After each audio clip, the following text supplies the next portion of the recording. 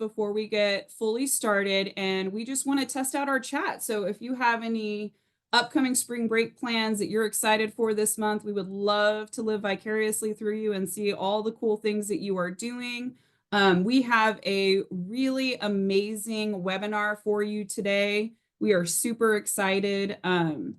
As you can see on the screen, we've got many panelists here with us today, and I think it's just going to make for a really good last McKinney-Vento webinar. Orlando, Houston Stock Show. I think that's awesome, guys. That's amazing. Is that it? Okay, here we go. I was like, my chat is not, I'm like, people have got to be going places. Heading to the mountains and no emails. Annalise, take me with you. No emails. Yes, please. Okay. Skiing in Colorado, Vegas, wedding dress shopping with your daughter. Leslie, who's getting married? You or your daughter? That's awesome. Virginia, traveling to Playa del Carmen. Oh my goodness. There's lots of rodeo in here. RV camping, Houston. Colleen seeing said, your brother. Colleen says spring break. What is that? Colleen, I feel your pain. I understand that. Loving on the grandbabies, resting. There's a lot of folks going to Houston. And what's going on in Houston? Houston Rodeo. Oh my goodness. I knew this, guys. I'm so sorry. All right, we are going to kick it off. So it is 11 o'clock and you guys are here for the TEHCY, which is our Texas Education for Homeless Children and Youth program webinar. This is McKinney-Vento 401. The special topic is going to be a deep dive into discipline.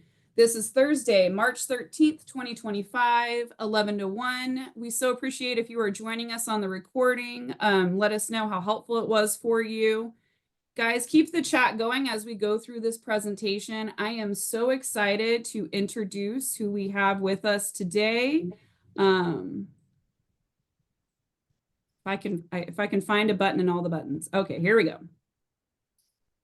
So I am Dr. Desiree Veramontes. I'm the McKinney-Vento State Coordinator. Please call me Desiree and I'll be referred to like that the rest of the webinar. And then I'm going to let the panelists introduce themselves. Hi, I'm Dr. Ann Lay. I am the Highly Mobile and At-Risk Student Programs Specialist, and you can just refer to me as Ann. Good morning. I'm John Dobbins. I'm also an HMAR Program Specialist, and we're glad to have you here. Good morning. I am Mary Scott. I'm the Student Discipline Program Specialist, and you can refer to me whatever you want. I don't care. Good morning, everyone. My name is Dr. Brittany Wright. I am the Director of the Self-Reported Data Unit in the Office of Governance at TEA, and you all can just refer to me as Brittany. Hi, my name is Stephanie Reese, and I am a Compliance Analyst in the Self-Reported Data Unit at TEA. Welcome, welcome to all of our panelists. I saw one lonely heart there. If any of you guys know any of our special guest stars that are on here, or you're excited to talk about discipline like we are, we would love to see some emojis coming through. Ooh, applause and love, I'll take it. Thank you guys so much. Celebrations, love seeing everything going on in the chat. And we are ready to get started, guys. We're gonna dive right in. So we are OSPSS, which is the Office of Special Populations and Student Supports. And together we are committed to high expectations and strong systems that provide supports to achieve equitable outcomes for students with diverse learning needs.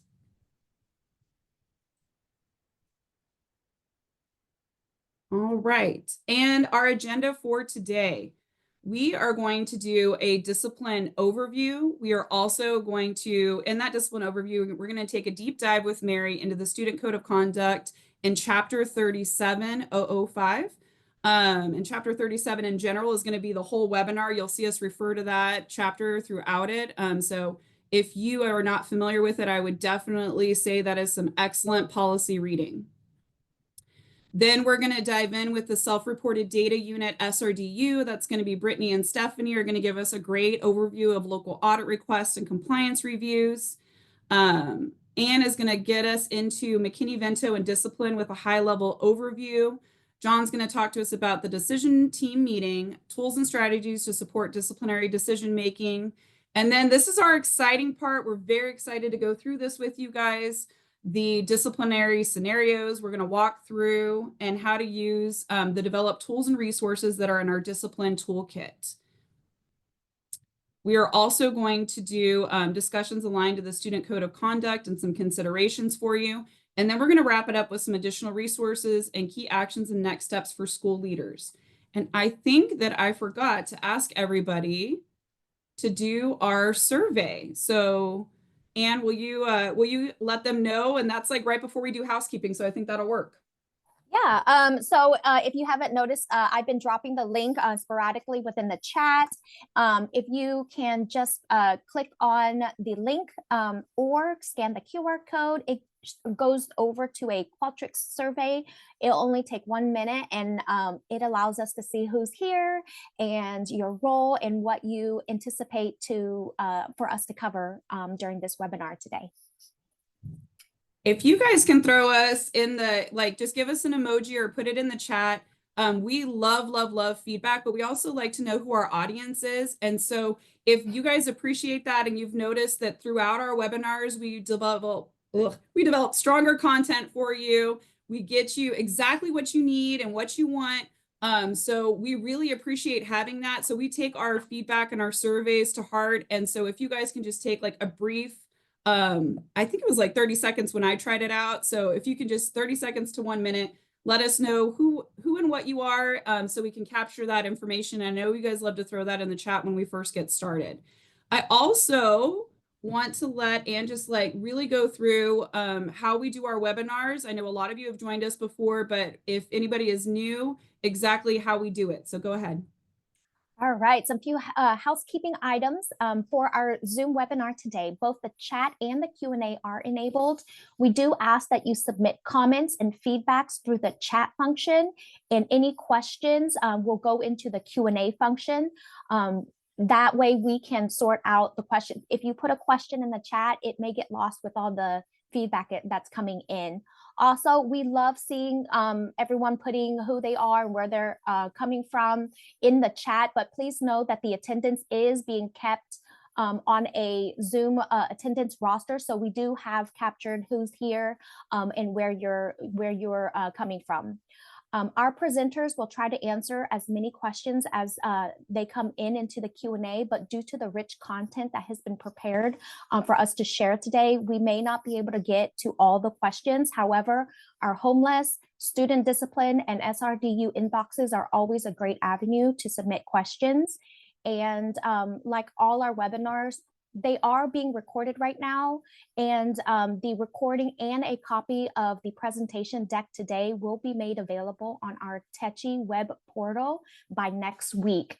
And unfortunately, we weren't able to make this presentation deck available to our audience ahead of time, but I promise you it's going to be there shortly after the webinar. We have heard you, we love your feedback, and we try to get everything to you as timely as we possibly can. So we appreciate that.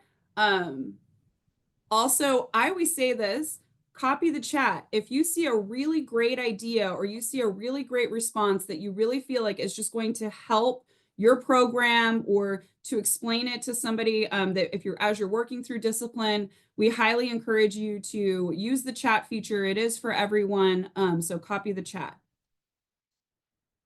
All right, we're going to hand it over to Mary, and she's going to take us through discipline. All right, good morning, everybody. I was looking at the chat and seeing everybody that was on there, and I recognized several of your names. Jim from Copper's Cove, I recognize you. There's like a bunch of you guys that I know, so welcome. First off, I want to thank Desiree and this group for allowing us to be a part of this. Collaboration across our agency is becoming such a wonderful thing in our group, and we just really appreciate having the opportunity to pull all of our departments together and share. So the first thing that I want to talk to you about is what is required in the Student Code of Conduct. There are 6 things that is required to be put in your code of conduct that an administrator or a campus behavior coordinator will consider before any disciplinary action is taken. And guys, this is discretionary or mandatory. It does not matter. They must consider self-defense. Was this behavior in self-defense? Was the student trying to protect themselves? Then the second thing that they have to consider is the intent. Was there an intent to cause harm, to cause trouble, etc., or was there a lack of intent? Did they even know that they were doing something wrong? And then the student's disciplinary history. What is the student's disciplinary history? We've got those that are frequent flyers. They know where your snack drawer is. They know the protocol. They know they could almost give their own punishment if we let them. Or is this the person that you have to look up on your SIS to find out who they are because they're never in trouble? What is that history? And then, is there a disability? Does the student have a disability that might be a mitigating factor for this behavior? Whether it is receiving special education services or whether it is a Section 504 plan, they both need to be considered. And then the last two things are, one, are they a foster kid? And I think this is very important for the foster community because we don't know what they're going through, y'all. And some of these kids, they've been bounced from house to house to house to house, building to building, building to building. And the last thing we want to do is to bounce them somewhere else again, if it's not necessary. And so, and the same with our homeless students. If we have students experiencing homelessness, which is the last thing that they have to consider, we need to take that into consideration. For the most part, for foster students and for homeless kids, we're their safe place. School is their safety place. It is their guaranteed 2 hot meals for the day. It is their guaranteed somebody loves them, somebody cares for them, somebody is going to protect them, and they have somebody advocating for them. So those are the things that we want to consider. So we really want to focus on, of course, the ones that are experiencing homelessness. All right, Desiree.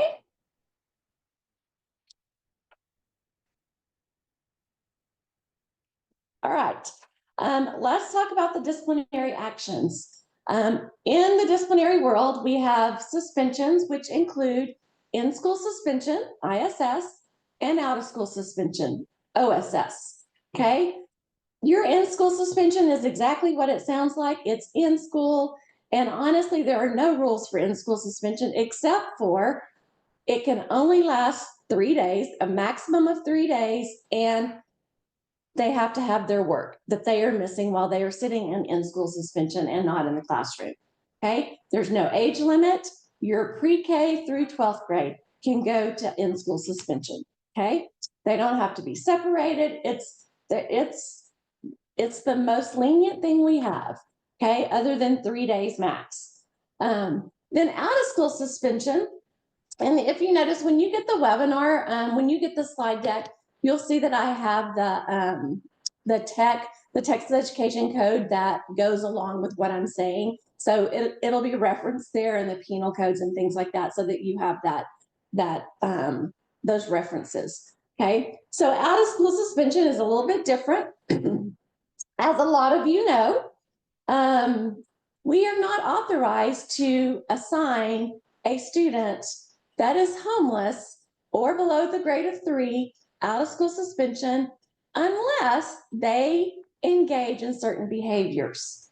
Okay, if they engage in anything that has to do with weapons or prohibited weapons, if they engage in any of the violent offenses, and this is specific to the penal code 2201, 22011, 2202, 22021.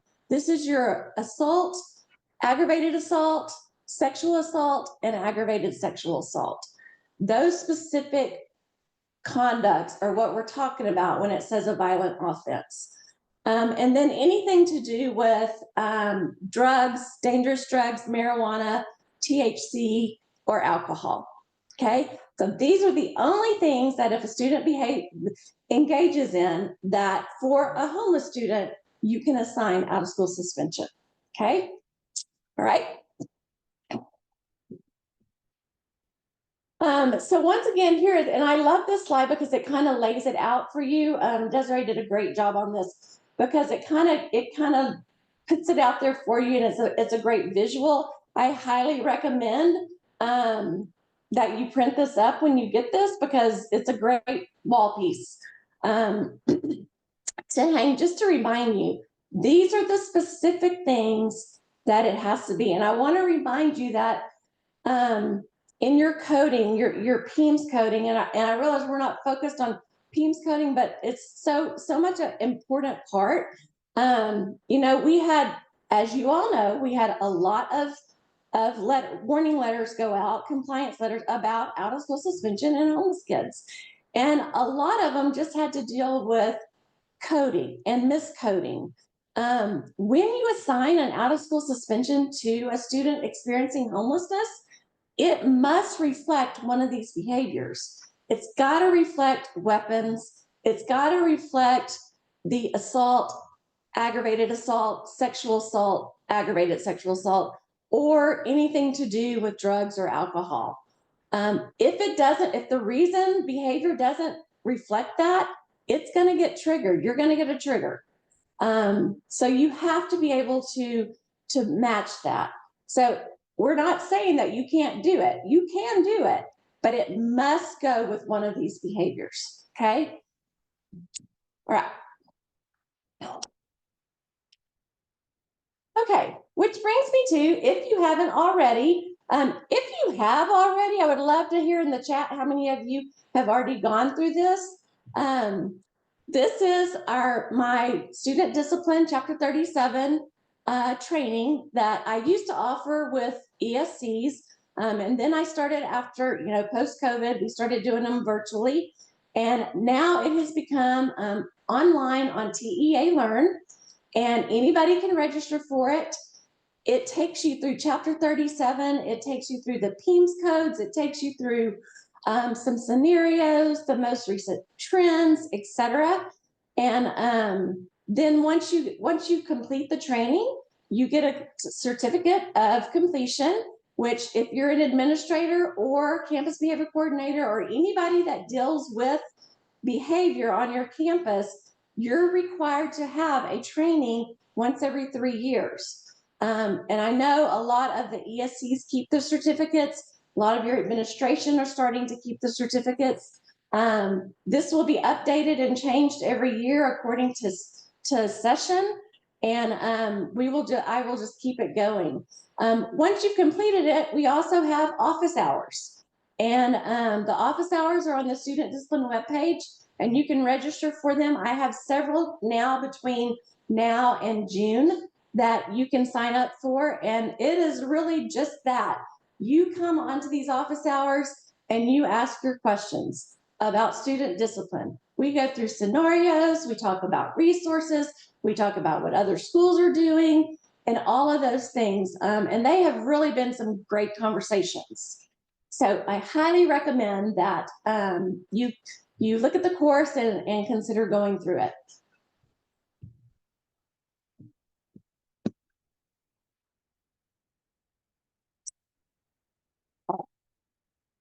Here is my student discipline information. This is student discipline support is my email. It comes, even though it says student discipline support, I do have a personal TEA email, but this one is my contact information where all discipline questions go to. It comes directly to me. It just keeps my discipline questions separated from all my other TEA stuff. And so please feel free to email me any questions you have, any comments, any ideas, thoughts, whatever. I will be more than happy to answer it. Okay. And we're seeing some great questions in the chat, but we want to remind you guys that if you have a question that you want one of the panelists to answer, please go ahead and put it in the Q&A. Has anybody taken that chapter 37 course? If you can throw an emoji for it. I know that it's excellent content. Sean said that him and all the APs and administrative staff take it in their district. If you haven't done that, look at that. Yes, I thought so. It is amazing. It is rich content, and we are in the legislative session, so do know that Mary will definitely be updating that. And then I'm going to invite John and Ann back on and see if we have any questions for Mary from her discipline section. There is one question I just saw. It does qualify as long as your district has district policy doesn't qualify you to do anything else. It does qualify for that every 3-year training, and you will get a certificate of completion after you finish it, and then you will get a hard copy of the presentation, so you have all that content after you complete the little quiz at the end. So it does qualify for that. And I'm seeing that question from Annalise for CBC. Can you just let everybody know what that is? Oh, CBC is Campus Behavior Coordinators. And so every 3 years, they need to take a course, and Mary's Chapter 37 course would be great.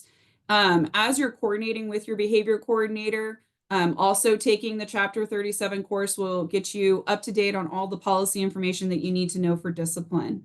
And then I'm going to hand it over to Ann and John to see if there's any other questions that they have for you. We'll take about 2 to 3 questions. Okay, we have 2 questions here, very similar. They're asking if violent behaviors against a teacher have to be reported to a police, or can we deem it as a violent based on student behavior? Any behavior that happens on campus or with the campus behavior coordinator is aware of, after their investigation, they know that it has happened. You do not have to wait on the courts. Chapter 37 does not mandate that. Now, you want to check your district policy, because your local policy may make you do that.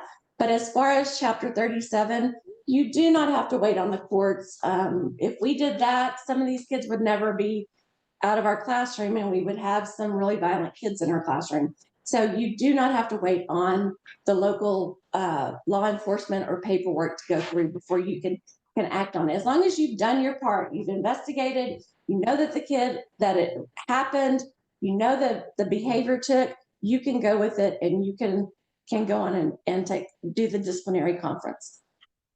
We have another question, Mary. Is the training, required training, applicable to charter schools also? Absolutely. As you know, charter schools are not held to all of the standards of Chapter 37, but the parts that are held to Chapter 37 for charter schools, it is mentioned and noted in the training. So I even have a little section on charter schools and what subsections actually do apply to you guys. Thank you. We have time for one more question if there is one, or if you want to give a helpful reminder, Mary, for folks. Okay. I noticed there's one in there that says, can you please discuss terroristic threat? Well, just so you know. Great question.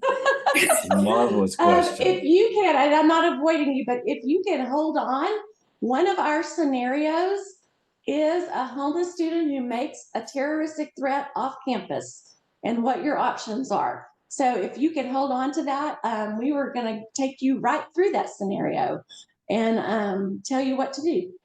That is a perfect segue, not to our scenarios, but that is a perfect segue into our next guest panelist, which is going to be Miss Stephanie Reese from the Self-Reported Data Unit, also known as SRDU. We are so excited to have you, and we're going to hand it off to you. If you guys have heard anything that's going on with that, or you have any of those questions, Brittany is going to come on at the end of this to let you guys know. And I just want to remind you, please, please, please put it in the question and answer section. That's the part that Ann and John are going to pull from as we go through the webinar. All right, handing it over to you, Stephanie.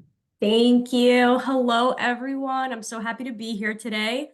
Again, my name is Stephanie Reese, and I'm a compliance analyst at TEA's Self-Reported Data Unit, better known as SRDU. My director is Brittany Wright. She's also here today, but she will be popping out a little bit early, but she will be in that chat trying to answer some of your questions before she has to leave. So we have a lot of information to cover today, so let's just get right into it, starting with this slide. To provide a little context, SRDU is a part of the Office of Governance at TEA. In the Office of Governance, our mission is to proactively support school systems, keep students safe, and uphold Texas education law with integrity, objectivity, and excellence. Today, I wanted to discuss some of the work our team has been conducting over the past several months related to unallowable out-of-school suspensions assigned to students experiencing homelessness, which was discussed a few slides back.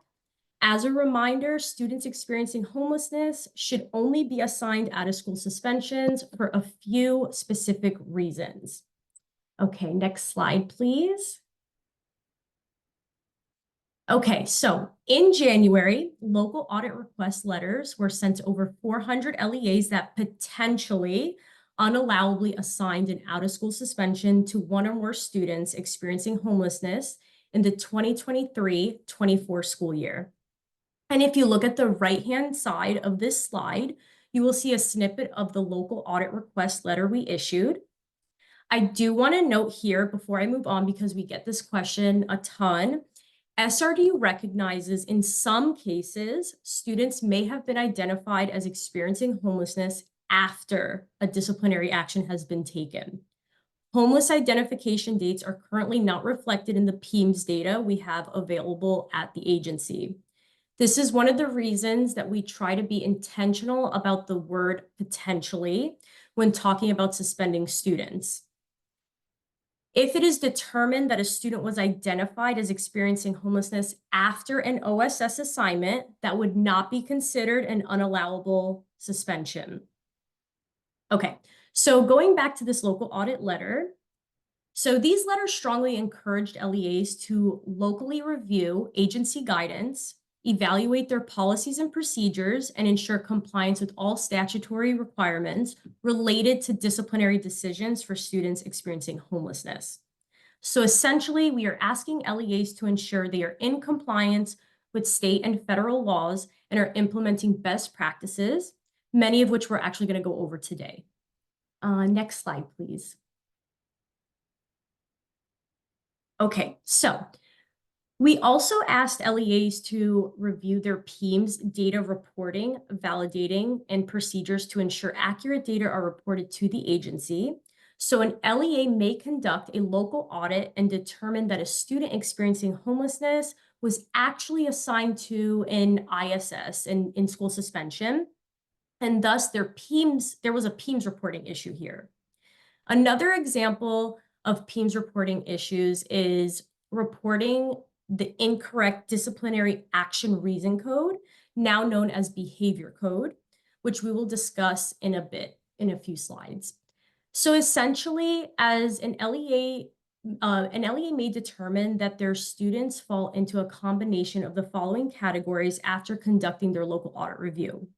One being the student was assigned an unallowable OSS. 2, a student was identified as experiencing homelessness after the OSS assignment and is therefore allowable. Or the LEA misreported their PEMS data to the agency, which in some cases may mean the OSS was allowable, that the student was not actually assigned to OSS, or that the student was not actually experiencing homelessness. Now, in the local audit letter, we also included helpful guidance, information, and resources LEAs can utilize to help conduct their local audits and reviews. These trainings provide more information about requirements and expectations for LEAs. So the first one is called the Texas Education of Homeless Children and Youths, TEHCY, Discipline Toolkit, which will actually be discussed by the TEHCY team later in this presentation. This is a great resource that provides comprehensive overview of how to support and respond to students experiencing homelessness related to discipline. We also linked the Texas Education Code Chapter 37 Student Discipline Training, which is a phenomenal training to learn about discipline-related state laws. Mary actually spoke about this earlier in her presentation. We also linked the McKinney-Vento webinars, which one of y'all right now, by y'all being here and attending, you're already completing that, which is awesome. There are 3 additional webinars though that we highly encourage you to go watch if you haven't already. And then finally, SRDU linked a to the administrator addressed or TAA letter. We released this in August of 2024 that provides basic overview of the concerns related to assigning OSS to students experiencing homelessness and SRDU's compliance reviews. Finally, and perhaps most importantly, once LEAs are done completing their local audits, they are strongly encouraged to immediately implement corrective actions or improvements to current policies and procedures if issues are identified. Next slide, please.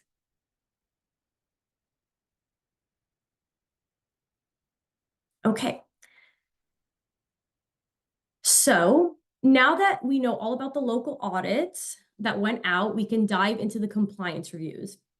Compliance reviews are a bit different than local audit requests because these actually require LEAs to provide a response back to the agency.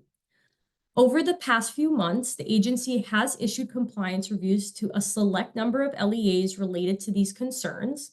Please note these reviews are ongoing and protected from the public release. Superintendents are notified via email if they are issued a compliance review. These reviews include requests for information and documentation related to McKinney-Vento identification, student discipline, and PEIMS reporting policies and procedures. Reviews also request student-level documentation related to McKinney-Vento and disciplinary incidents. Once SRDU has all this information, we will review it to determine whether the LEA is in compliance with all related state and federal statutes, rules, and regulations. If an LEA is out of compliance, SRDU will work with the LEAs to help bring them into compliance if necessary. Next slide, please. Okay, so one of the things I wanted to do was share with you today some of the most common findings from our reviews. We do hope that this information is helpful when considering your own policies and procedures around disciplinary actions for students experiencing homelessness. Our first and perhaps most important finding is that we are seeing that LEAs are unallowably assigning students experiencing homelessness to OSS. However, the thing that is important to note here is we are seeing reasons for these suspensions occurring has varied. So here are a few examples.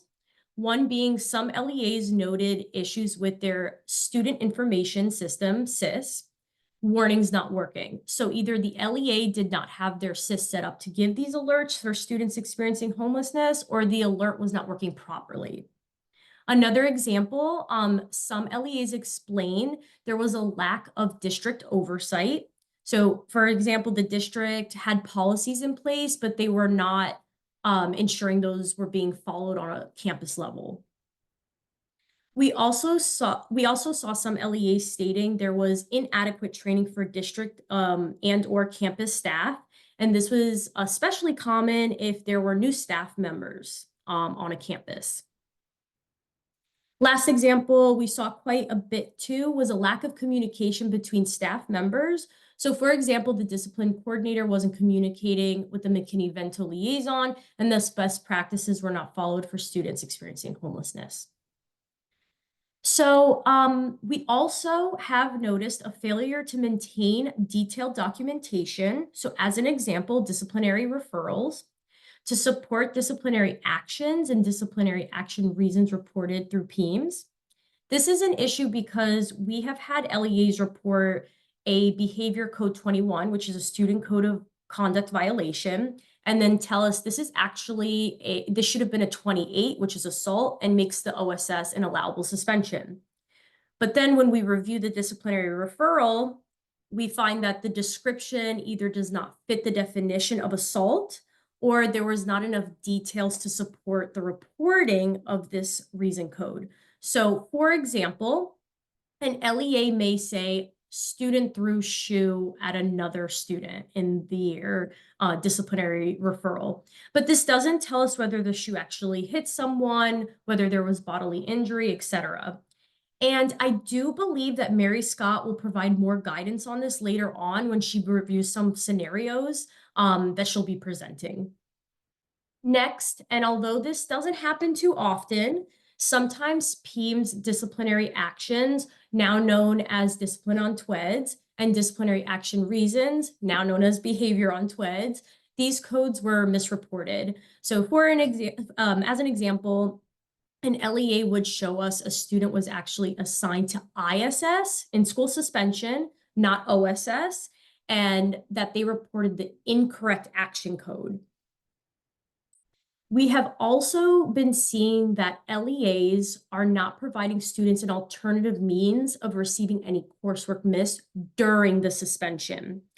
Also, not all LEAs are providing at least one option of receiving coursework that does not require the use of internet. For example, providing paper copies of any assignments. Sometimes here we saw LEA's procedures indicate they wait until the student returns to school to provide the student their missed coursework. However, according to state law, the LEA is required to provide the coursework during the period of the student's suspension. Finally, we have also noted that the student residency questionnaire forms and disciplinary decision practices do not reflect agency best practices sometimes. We have noticed that some student residency questionnaire forms include questions and/or response options that may be a little personal and specific more than what the agency's example form shows. So asking about domestic abuse issues, is the parent being incarcerated, drug issues in the home, whether the home has electricity or running water, etc. So it's the agency's perspective that SRQ forms should only include basic residency questions to safeguard the comfort of the person filling out the form, ensure their private details are protected given so many hands can touch this form, and ensure that the person is not having to replicate other enrollment forms. These more detailed questions are the type of things that can be reviewed later on with the McKinney-Vento liaison. Also, we have seen some LEAs fail to maintain completed SRQ forms to validate that the student was experiencing homelessness and the date the student was first identified. Next slide, please. Okay, so we recognize that some LEAs may need assistance or support in reviewing their current policies and procedures and ensuring that they are taking the appropriate corrective actions to come into compliance if not already. I know there are some ESC staff members here today, so we did want to note that we encourage LEAs to reach out to their ESCs if they need assistance with their local audits. So if you are an ESC and an LEA asks for help, these are a few things you can do or suggest. Ensure LEAs are aware of the relevant guidance, documents, and trainings offered by TEA, some of which are new. Share the common findings from TEA's compliance reviews that we just discussed on the previous slide, and assist LEAs in identifying similar issues when reviewing their data and related policies and procedures. We definitely recommend LEAs submit TIMS tickets if there are questions about PEIMS reporting or of discipline or homeless codes. And we encourage LEAs to regularly check their ASTED to ensure information for all district staff is up to date. And finally, share this presentation. It's a great resource. Next slide, please. I just want to pause really quick and just Sure. like underline what you're saying. So an ESC is not going to reach out to you for this. You would have to reach out to your ESC McKinney-Vento liaison to get this assistance. And we love that they're able to do that, but we wanted to let you guys know that. And if you could also show an emoji for our ESC McKinney-Vento liaisons, they work tirelessly to help you guys with all of your technical assistance and professional development. There it is. Thank you guys. We really appreciate that. And thank you, Stephanie. We're so excited to hear how they can get additional assistance from y'all. Wonderful. Yes, we love our ESCs. Okay, so LEAs are always welcome to reach out to the agency directly for assistance as well. Please always feel free to reach out to our unit. And if we don't have the answer for you, we will find the right folks here that do. For any questions related to local audit requests or compliance reviews, please email our unit at datacomplaints@tea.texas.gov. You can also visit our self-reported data unit webpage, which has a lot of great information, especially under the frequently asked questions section. Next slide. Okay, so that was a lot of information. So we're going to pause and process here. And I know that we have a lot more content to review today, but maybe we can get some answers questioned. My wonderful director, Dr. Brittany Wright, is here. So I'm going to pass it along to her.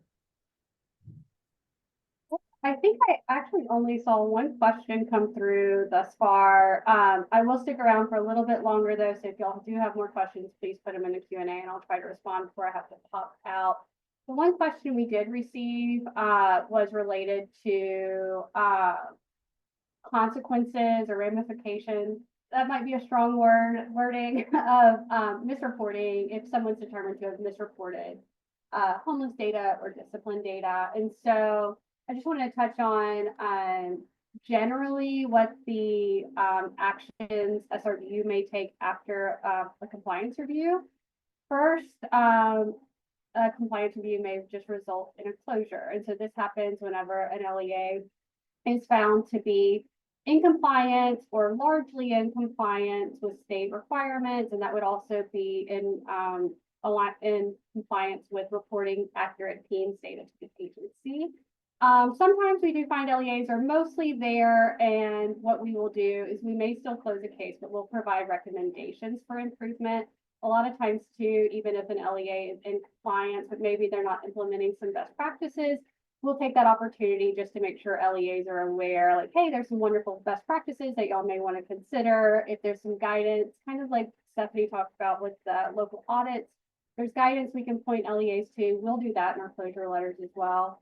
If an LEA is determined to be out of compliance and needs some additional support, we may issue a corrective action plan to work with that LEA to bring them into compliance. So this would be if an LEA really has systemic issues related to anything that we're talking about today, or maybe their PEMS reporting processes are just really, out of whack and they need that extra support. We do have a wonderful specialist at the agency that we work with who monitors the CAPs, and he meets with the LEAs and really asks questions and digs in to help them find out where things may not be working quite as well as they should be, and then helps them fix that. And then finally, this happens not very often, but it is something that can happen from one of our reviews, is we may refer a case to the Special Investigations Unit. Again, this is relatively rare, but that is something that could happen as a result of SRDU compliance. Let me double check that nothing else has come in. Who receives the letter? So we issue our compliance reviews to the superintendent of an LEA. And then we usually try to find one or two, maybe three additional district staff that may be relevant to the issue at hand. So normally it's the superintendent. If they have an administrative assistant, we'll include that person just to make sure the superintendent sees the compliance review letter. We may include a deputy or an assistant superintendent. Sometimes we'll include a PEMS coordinator. But I'll say person number one who we're trying to get the letter to is the superintendent of the LEA. And we had one come through the chat, and we know the Q&A is not working for a few of you guys, so we'll do our best to try to capture those. But if you are able to put the question in the Q&A, we would really appreciate it.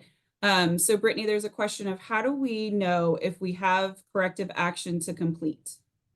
Yeah, so if you're actually issued a corrective action plan from the agency or a corrective action plan agreement from the agency, that will also go to your superintendent. And so there will be a letter that accompanies the corrective action plan. So it'll explain why your LEA is receiving this corrective action plan, what the expectations are, and then the corrective action plan will outline the individual sort of items that the LEA needs to, what is the word I'm looking for? Undergo, complete, to come into compliance. And so you will know if you're issued a corrective action plan Other than that, you know, Stephanie also talked about all the local audits. So in those cases, we're really asking the LEAs to review their own policies and procedures, review their own data reporting, identify if they need to implement locally corrective actions. So in those cases, it's largely up to LEAs. Again, you can work with your ESCs for help with that. But if you're issued a compliance review and then issued a corrective action plan, again, we'll communicate that to the school superintendent. And we do recognize that you may not want to put your questions in the chat or in the Q&A for compliance review or the letter. So we do want to just share one more time that you can reach out directly to SRDU personnel, Brittany and Stephanie. You can do that to datacomplaints@tea.texas.gov. And you can also find that information on the self-reported data unit. Thank you guys so much for joining us. We really appreciate it. All right, we're going to do a bit of an overview going into our next section before we do our scenarios. And so really want to share with you guys that you're going to want to have the discipline toolkit pulled up. We have the page numbers, and Anna's going to walk us through a little bit of the background and context, as well as some of those resources. All right, take it away. All right, so if you don't have the toolkit pulled up, I just dropped the link for you into the chat. And there's a QR code. It's kind of small, but it's at the top. You can scan the QR code and bring it onto your computer. So this TEHCY Discipline Toolkit was released out in October of 2024. We did a slight adjustment in January. So there are a couple pages that have been updated since then. So if you downloaded an earlier version, we recommend going to the resource now and re-downloading that, so you have the most updated and current version. This toolkit provides a comprehensive overview of how to support and respond to students experiencing homelessness as they relate to disciplinary issues. It's a robust resource. It's 43 pages. It includes practices, procedures, and tools that LEAs can use to strengthen services and supports, as well as it being an orientation manual and ready reference resource for new and experienced LEA leaders.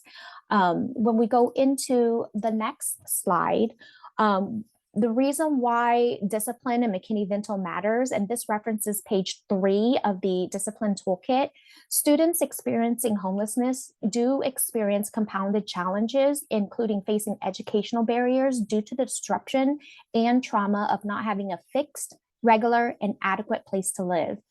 Schools then can provide, they become a safe haven for students experiencing homelessness. It provides stability, safety, and support where they may not have that outside of the educational setting. So some of the factors such as chronic absenteeism, truancy behaviors, they do lead to disciplinary challenges at times. And so they are common occurrences for students experiencing homelessness.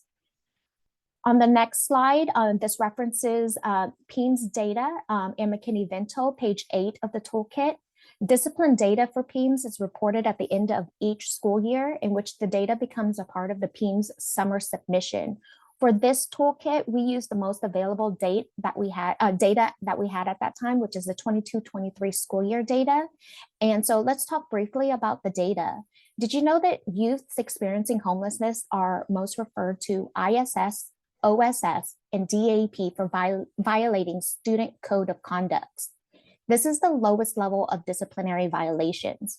Furthermore, students experiencing homelessness are 2.5 times more likely to be suspended from the school despite not having a stable home to which to return to, 2 times more likely to receive ISS, and 5 times more likely to receive DAP placement. Now I'm going to hand it over to Desiree to kind of go over the federal and state laws and policies.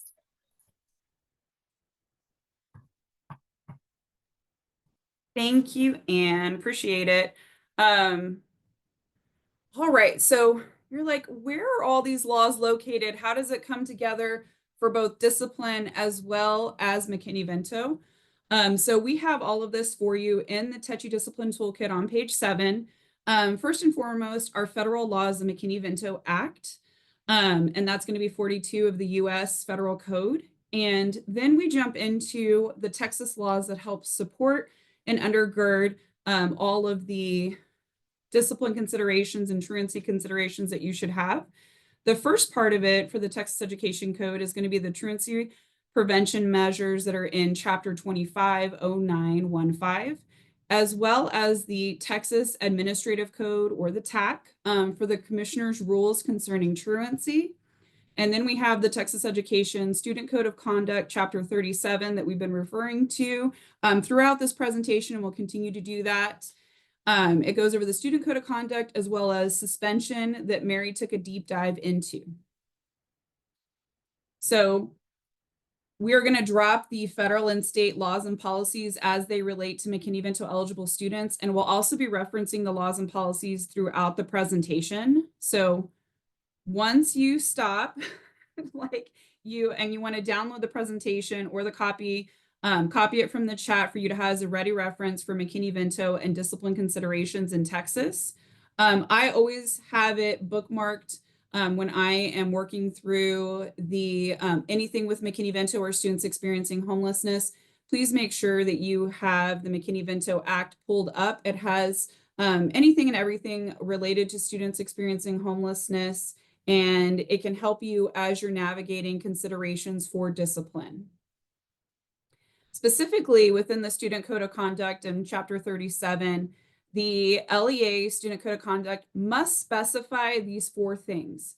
So you need to have a circumstance in which a student may be removed from classroom, campus, DAEP, or a vehicle owned or operated by the district. Conditions that authorize or require principal or administrator to transfer a student to DAEP. Conditions under which a student may be suspended or expelled. And then also a consideration needs to be given to the student's status as homeless as a factor in each decision concerning suspension, removal to DAEP, expulsion or placement in JJAEP program, regardless of whether decision concerns a mandatory or discretionary action. And so this is straight from the policy. And what the toolkit does is it really helps you see this policy in action. So you're like, what are those actions? What are those steps or those things that we need to have as considerations when we're looking at it? So this is what I would have above my desk or inside of like a binder or a notebook or tabbed electronically. If you're looking at that, you really need to understand the PEMS coding that is related to homelessness as well as to discipline.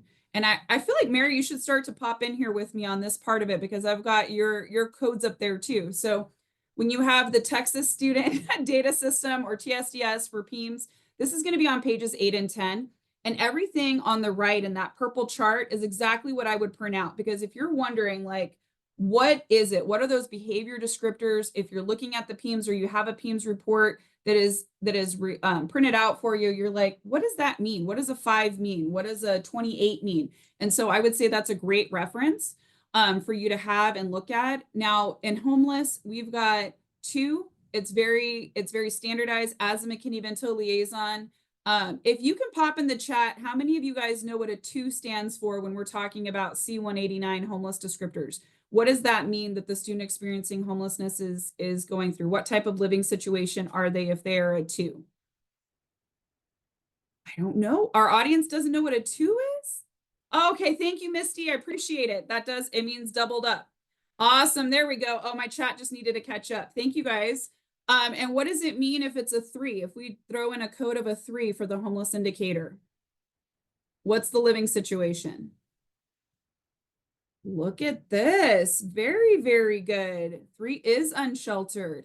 And then what code, I'm going to change it up. What code would you put in there if they are living in a motel or hotel? What PEMS code would you know what? All your PEMS coordinators should be very proud to have you guys across the state. Look at that. Everybody knows that it's a 4.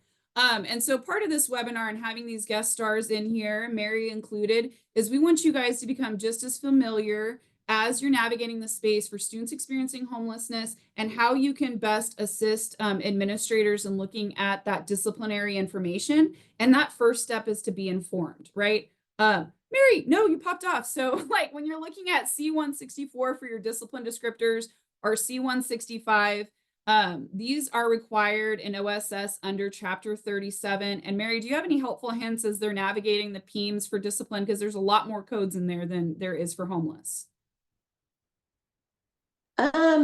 basically, honestly, if you want to email me, I can give you the specific links to all of the different charts and tables that apply to discipline. I'm going to be honest with y'all. I have them printed up and have them on my wall.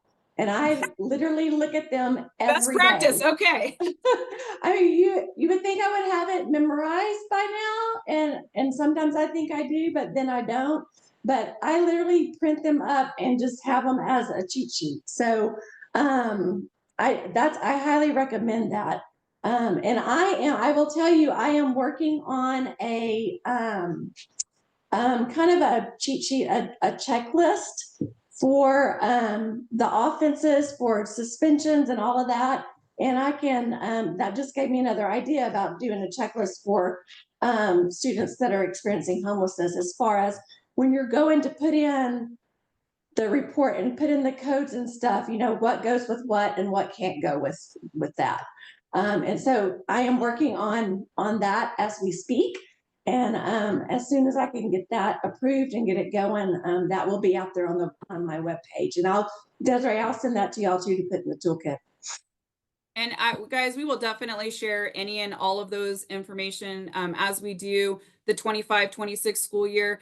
I would put an emoji out there to really highly encourage Mary to prioritize that checklist for students experiencing homelessness as it relates to discipline, because everybody loves to see that the field wants and needs these resources. Or if you have any feedback or suggestions, I would totally take her up on sending an email. If you have a specific question about one of the discipline or behavior descriptors, we know that it can be a little overwhelming, which is why we give you a good overview, a starting space within the discipline toolkit. And I would say you're very well informed if you know this entire purple page, or at least know where to find it.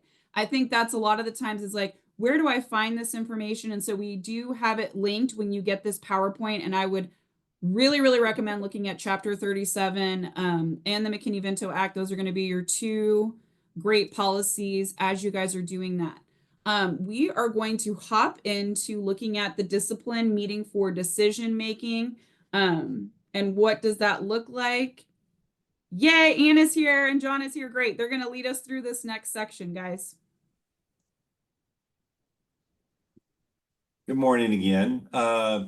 To ensure effective discipline decision-making for students experiencing homelessness, it is encouraged that all disciplinary decisions be conducted through a collaborative team approach and not be made by a single individual whenever possible.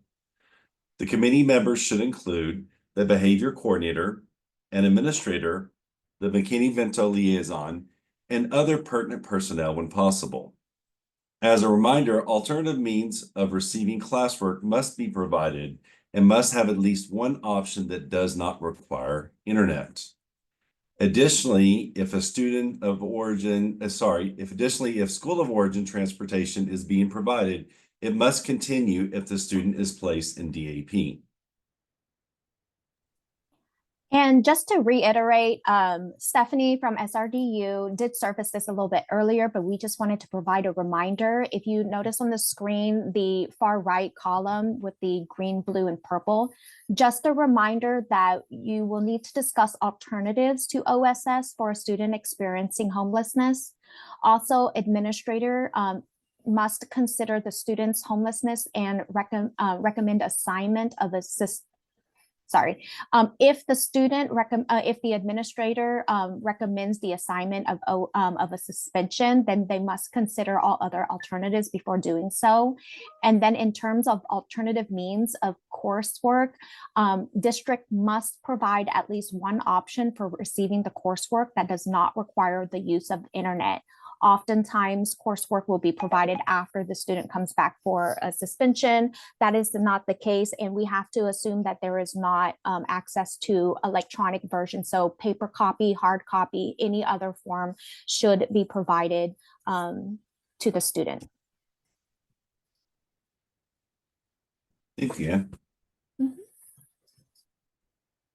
On this slide, we discussed the campus behavior coordinator and the McKinney-Vento liaison work together to coordinate the discipline decision-making meeting. The primary responsible of the behavior coordinator is to maintain student discipline and behavior management on campus. And one of the key duties of the McKinney-Vento liaison is ensuring students experiencing homelessness have access to educational services which they're eligible for. The key personnel on the next slide, the key personnel that should be included in the team meeting are a campus administrator, the McKinney-Vento liaison, the behavior coordinator, and when possible, include additional staff who work closely with the students, such as instructional staff, counselors, and others. During the meeting, the role of the behavior coordinator and McKinney-Vento liaison is to identify and remove barriers the student is experiencing. An expulsionary discipline rubric and team meeting worksheet is included in the toolkit. We will be reviewing 2 scenarios later in this presentation on how the discipline meeting and decision-making plays a role in addressing student behavior. And now we have Desiree to talk about transportation considerations. Awesome. This is a question that we get all the time, and I think John and Ann and Mary's popping on, so I know that she agrees. So we really just want to let you guys know you're probably like, how is it that if a student is experiencing homelessness, how can their living situation affect a discipline consideration? And I would say that is a great question. I love that you're asking that, like, as I can feel the vibes from the webinar. So that's great. So when you're looking at it, if a student experiencing homelessness is receiving school of origin transportation, then they need to also receive that school of origin transportation. If the school district decides to place them in DAEP, that school of origin transportation must continue. So that is really the consideration when you're looking at that.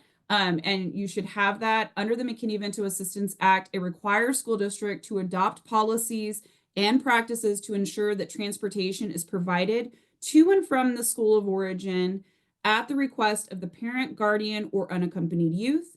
LEAs must provide comparable services for students experiencing homelessness, remove barriers. A lot of those considerations that we constantly are talking about throughout our webinars need to be considered and looked at when you're doing this. Now, I know with school of origin transportation, if it is being provided by just one school district, it still needs to be provided to DAEP.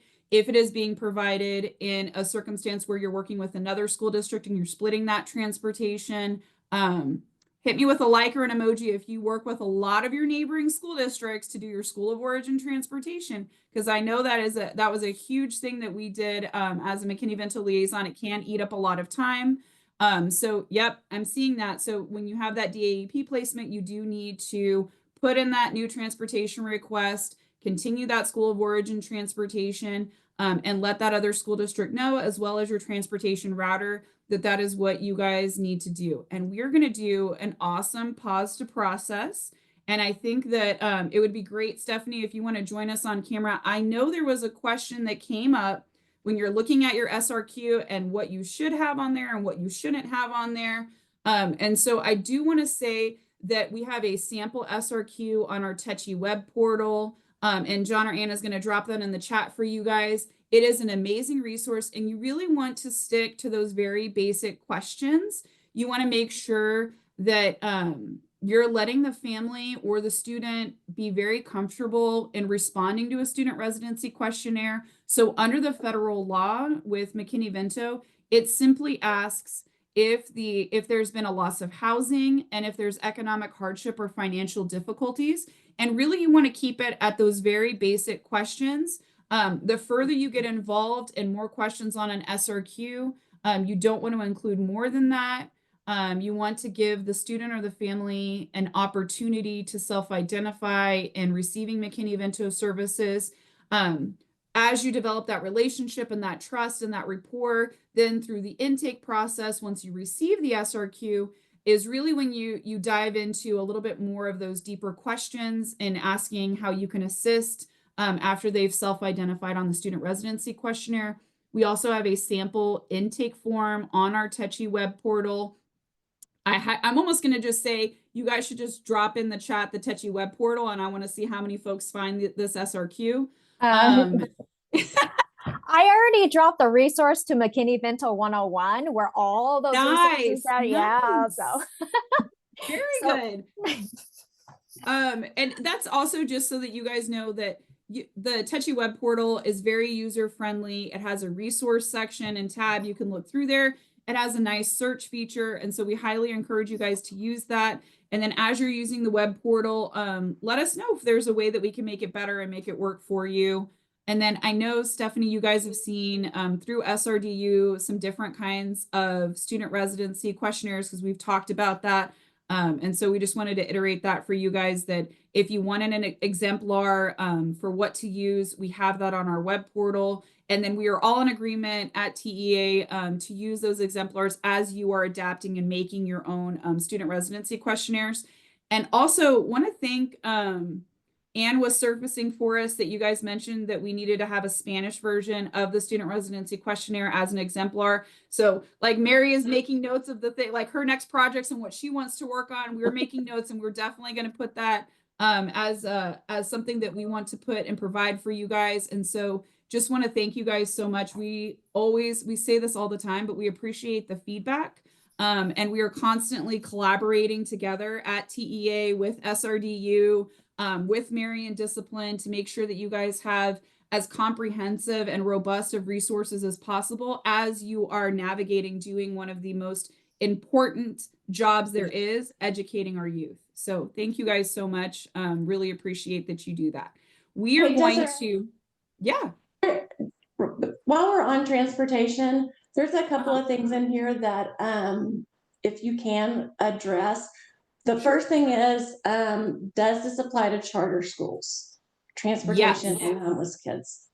Yes. So in the state of Texas, charter schools are under all the same federal mandates as it pertains to students experiencing homelessness, Mckinney-Vento eligible in the state of Texas. So yes, they do also need to provide transportation. Mary, I love this. You're jumping in and doing our Q&A. This is great. What else you got? Girl, you know I can't.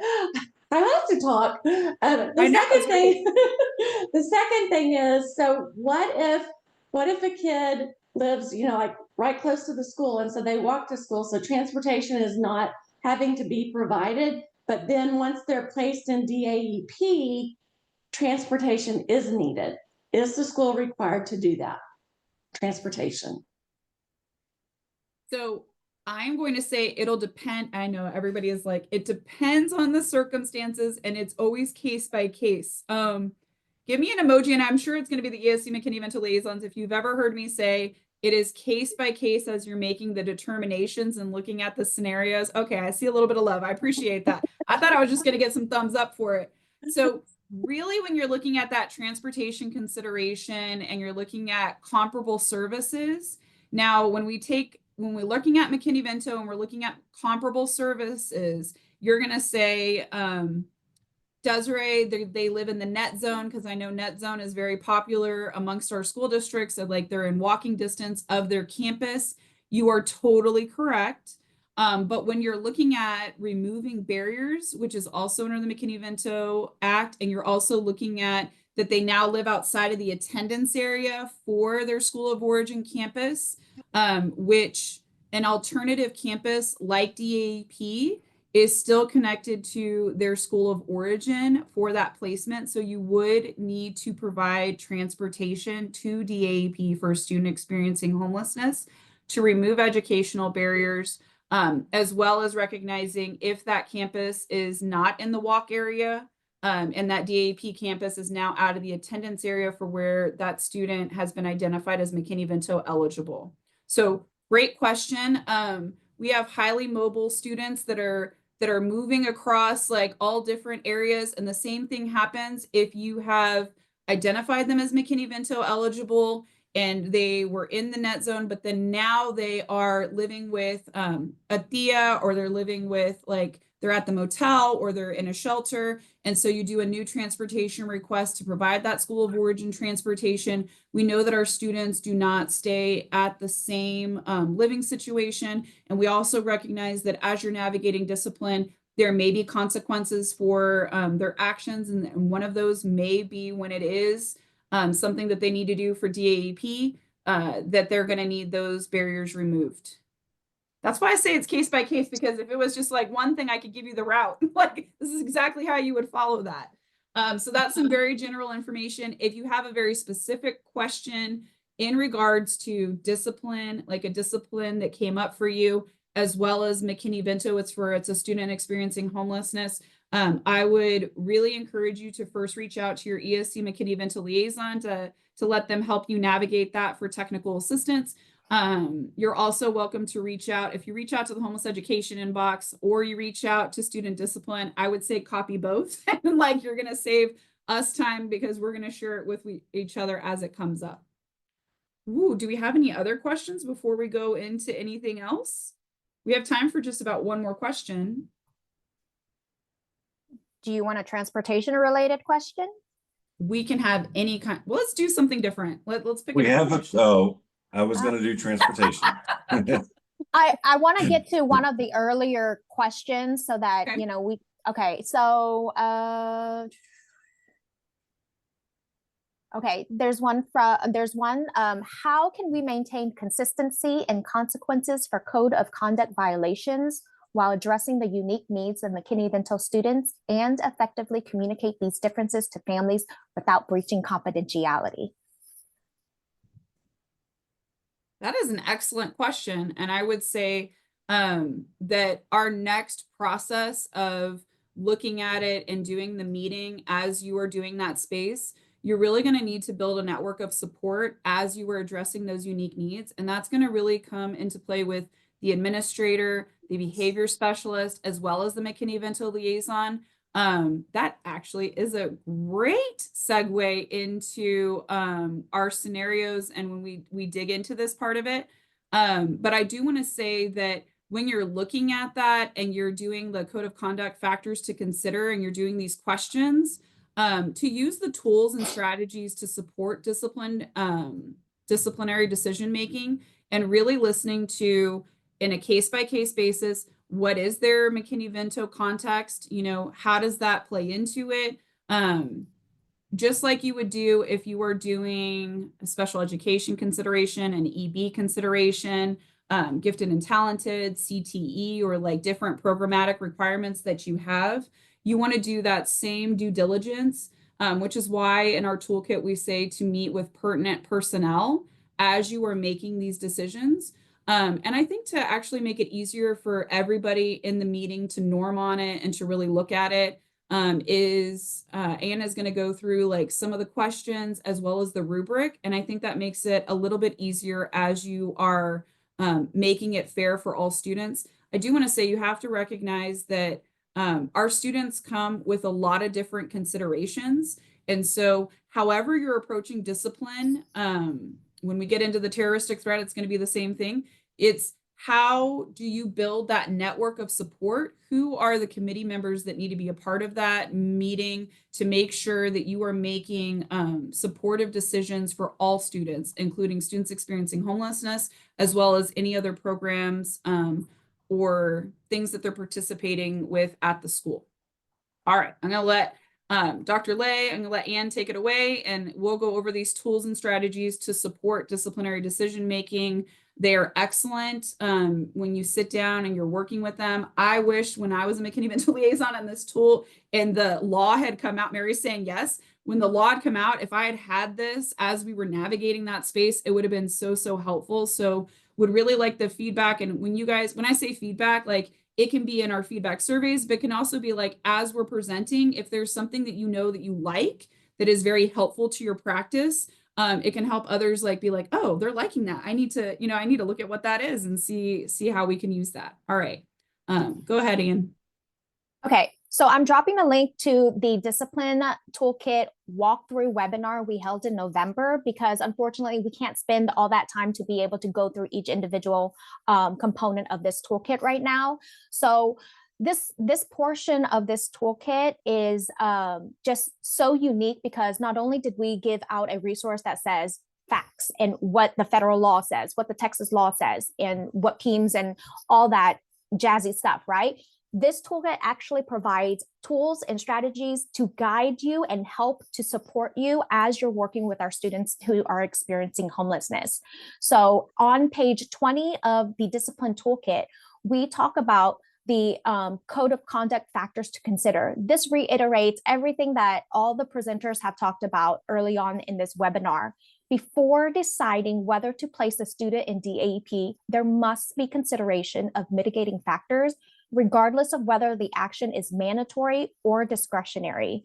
And so when we talk about TEHCY 37001, those 5 consideration factors, was it self-defense? Was there intent or lack of intent at the time? What is the student's disciplinary history? How does the student's age developmentally impact their understanding? Was there an identified disability? Is there a student status of homelessness? The last 2 that you see here are not tied to a TEHCY, but it is best practices and good consideration as the disciplinary decision-making team are discussing the alternatives and the data and collecting all the information as they're making those decisions. And that is, was the student afforded an opportunity for behavioral interventions to be implemented? And is there a safety and or risk factor with the inappropriate behavior? So going into the next slide, using the developed tool that was provided in the toolkit, we're talking about the exclusionary rubric and then the accompanying team meeting worksheet. The purpose of these are to offer campuses and district leaders a thoughtful and comprehensive approach that targets the whole child while taking into consideration the unique educational and functional needs of a student experiencing homelessness. Additionally, these tools and strategies provide an added layer of protection for both the student experiencing homelessness as well as the campus by giving the collaborative team that is engaged in a disciplinary meeting the time and opportunity to thoroughly review the incident and behaviors while considering all mitigating factors as they relate to the student's homeless status. So here on the screen, you see a screenshot of what that exclusionary rubric is. And then you notice on specific pages of the toolkit, and then there is a QR code at the top again to lead you to that. The page 20 are those key considerations that we just referenced in the last screen. Page 21, which you don't see here, is a step-by-step instruction on how to use the rubric and the worksheets that are provided for you. Page 22 is the rubric that you see here. Page 23 to 26 is the accompanying worksheet for team meeting. And then additionally, Appendix A of the toolkit has an exemplar of a completed exclusionary rubric and worksheet based on a fictional scenario. So on the next slide, we reference that page 23 and 26, the accompanying team meeting worksheet. Using this worksheet, the team will consider and document any supporting data or information, action considered or tried, action needed or next steps, and any additional notes that the team deems relevant for each of the 8 considering factors that you see on the left side. That is, again, self-defense, intent, disciplinary history, and so forth. The more documentation, the more informed the decision can be. This informal tool can be included as documentation for any investigation or disciplinary hearings that may occur. So I'm gonna go ahead and hand it off.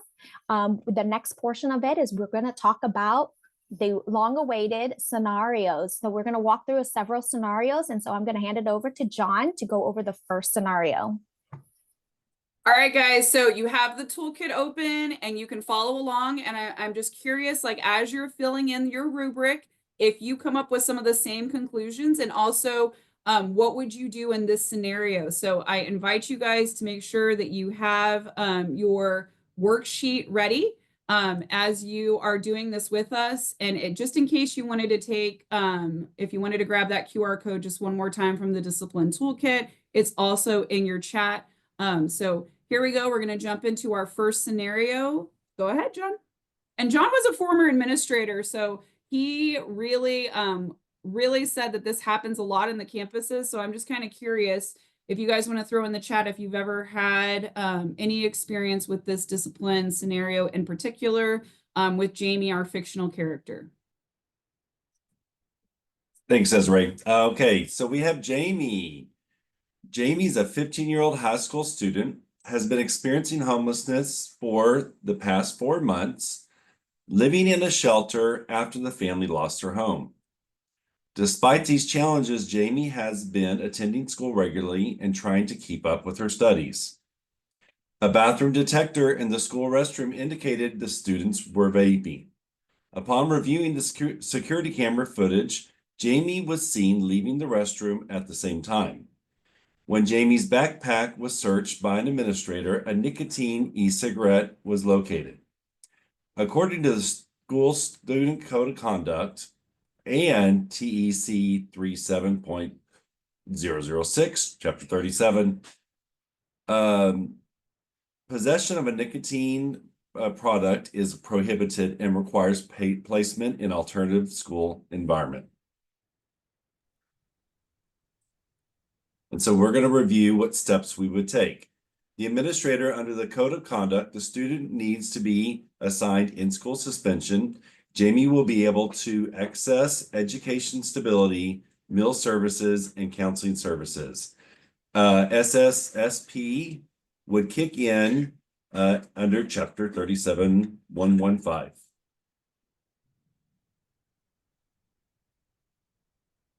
We can't hear you, Mary. And just to let you guys know, so this is us each doing our role that we do at the state. So John is a former administrator, but I feel like administrator forever.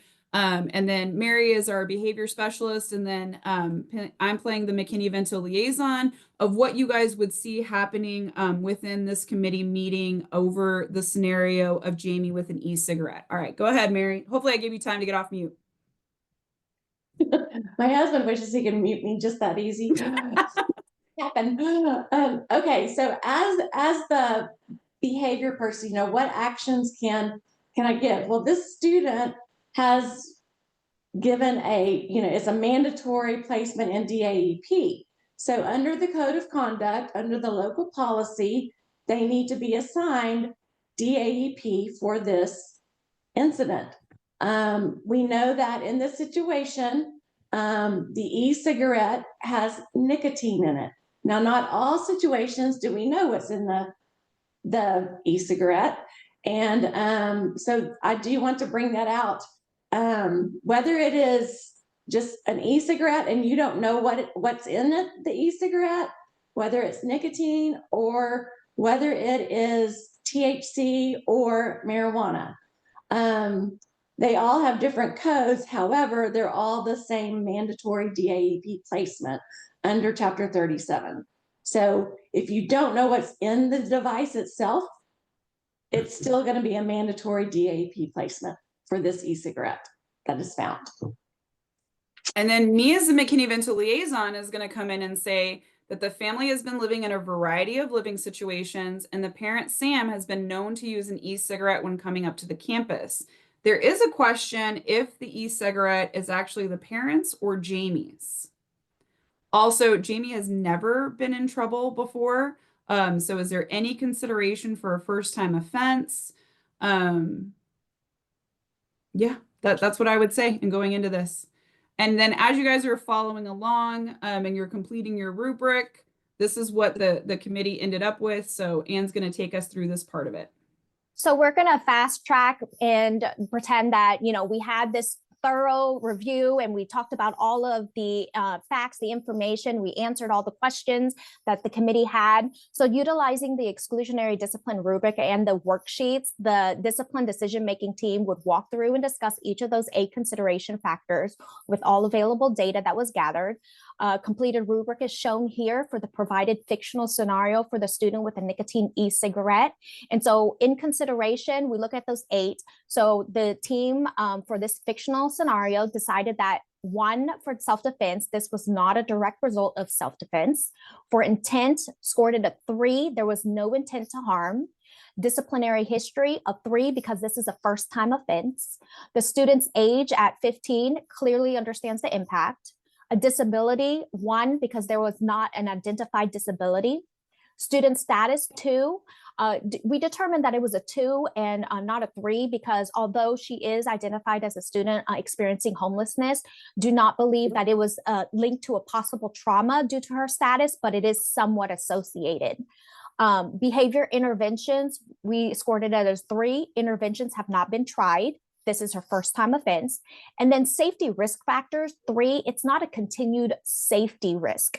And so in consideration of the scoring that was determined for this fictional scenario, cumulative scoring came out to be 17 total. This indicates that majority of the scoring was in the 3 category, which is that right side.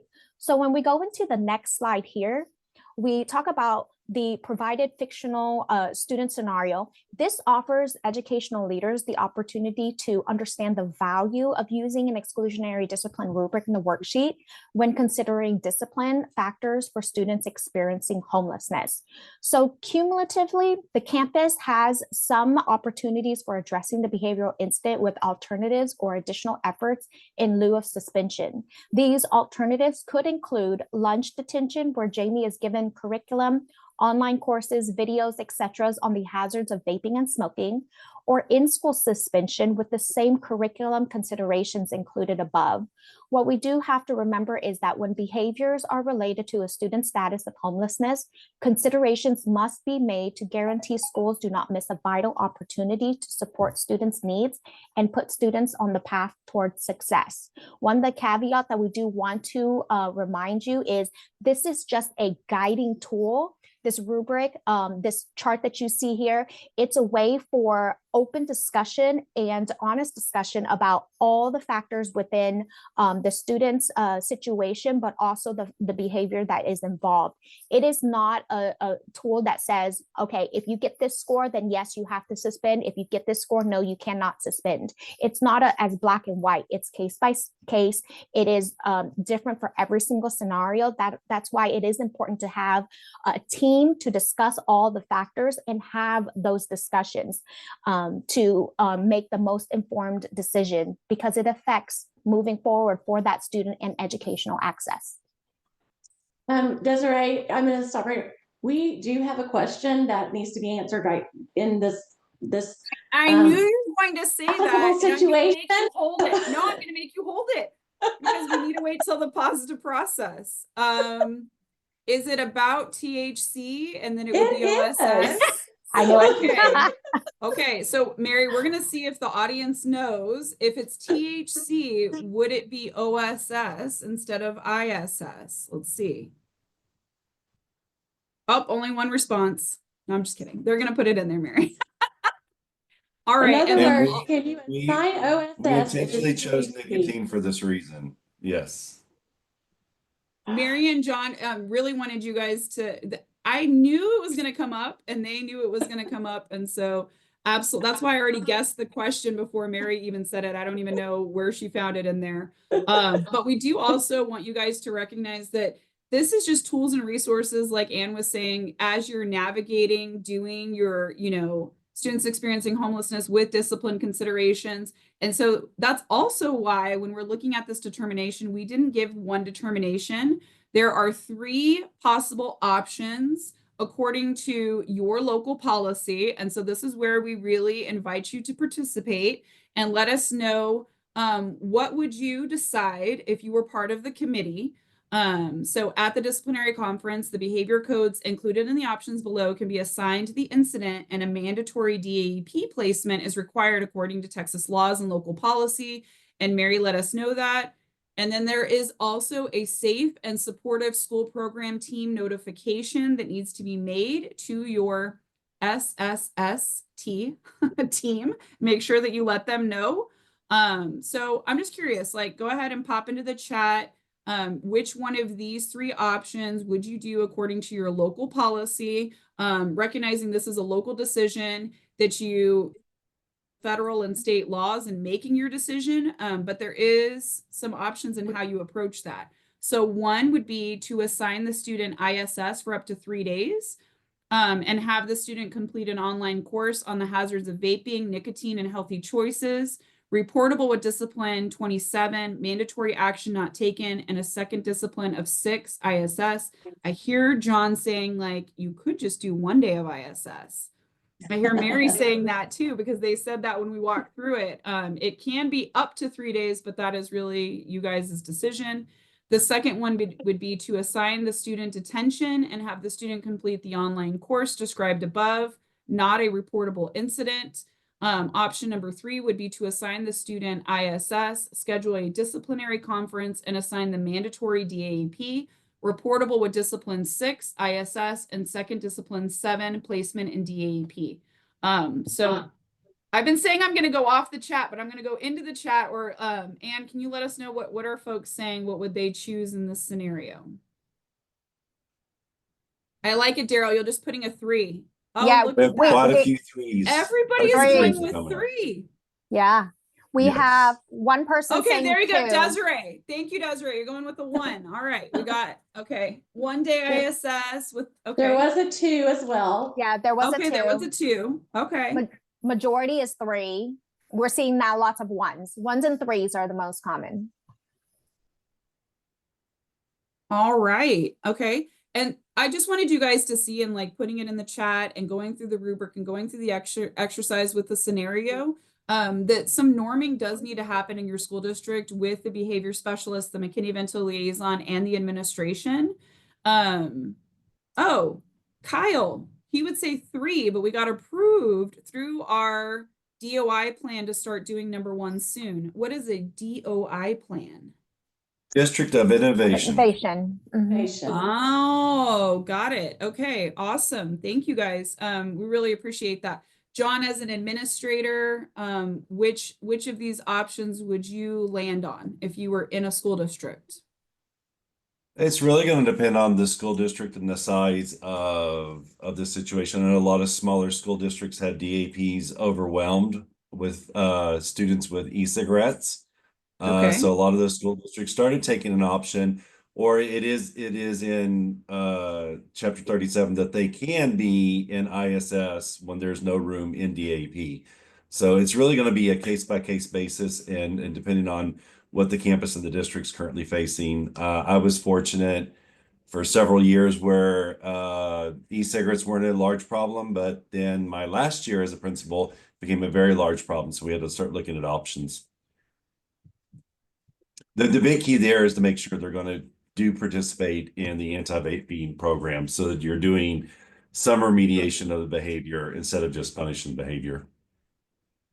I would agree with John. In local policy will dictate what available services are available to support any student with vaping and e-cigarette infractions. So work with your district counseling services to see if you can have MOUs that are tied to services for anti-vaping treatment. The Texas Safety Center has got some great anti-vaping and things like that resources on their website. I don't have them right off that, but I will try to find them and place them in the chat. Thank you, Mary. That was one of our questions from the chat, if there are resources. Yes, the Texas Safety Center has quite a few. I will try to find that while y'all continue. Okay, and we are on a positive process. So Colby said, can you please clarify this question from Freddie Martinez? Transportation and attendance question. So this is going to depend on your school district and how you guys do this. Can you clarify if the absence period due to a lack of transportation is classified as present, which generates funding, or if it can be as an excused absence? I'm going to say that it's going to be a case-by-case basis and how your school district does this. In particular for transportation and attendance, if transportation is due to the arrangement of school of origin transportation, like there's 3 to 5 days, in an instance like that, I would say that doing an excused absence because the school district is routing and doing the transportation, that would be something that you could use as an excused absence, because routing timelines for students experiencing homelessness can be much longer, can be 3 to 5 days, can be 2 weeks. Yeah, so if you guys have experienced that, if you want to throw out an emoji, if it's taken you longer than same day of arranging transportation for school of origin, definitely feel free to do that. I know with a lot of liaisons, that's definitely a challenge.